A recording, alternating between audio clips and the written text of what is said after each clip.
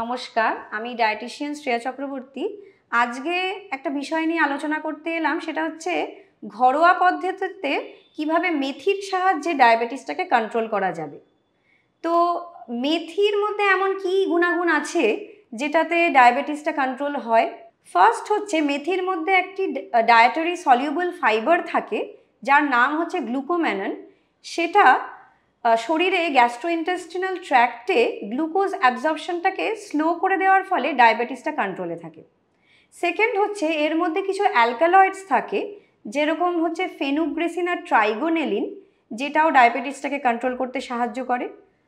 আর third হচ্ছে এর মধ্যে 4-হাইড্রক্সি আইসোলিউসিন, যেটা বিটা সেলস অফ প্যানক্রিয়াস থেকে ইনসুলিন সিক্রিট করতে সাহায্য করে, যার ফলেও ডায়াবেটিসটা কন্ট্রোলে থাকে।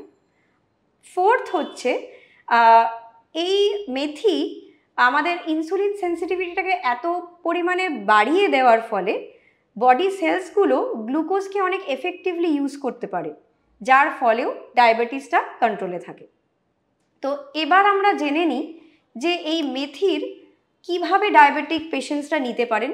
সেটা হচ্ছে পাউডার ফর্মেও নিতে পারেন বা হোল মেথিও নিতে পারেন, তবে অবশ্যই জলে মিশিয়ে খেতে হবে। আর সেটা হচ্ছে এরকম কোনো ডোজেজ হয় না, দিনে একবার বা দুবারও নেওয়া যেতে পারে। তবে দেখা গেছে যে 5 to 10 গ্রামসের বেশি না নেওয়াই ভালো। আর কারণ যদি বেশি ইনটেক করে ফেলেন, সেখানে দেখা গেছে যে অনেক হেলথ রিস্ক থাকতে পারে, যেরকম diarrhoea, dizziness, headache, allergic reactions. আর এটাও রেকমেন্ড করা উচিত যে প্রেগনেন্ট উমেন আর ল্যাকটেটিং মাদার্সরা যেন কোনো মতেই এই মেথি ইনটেক না করেন।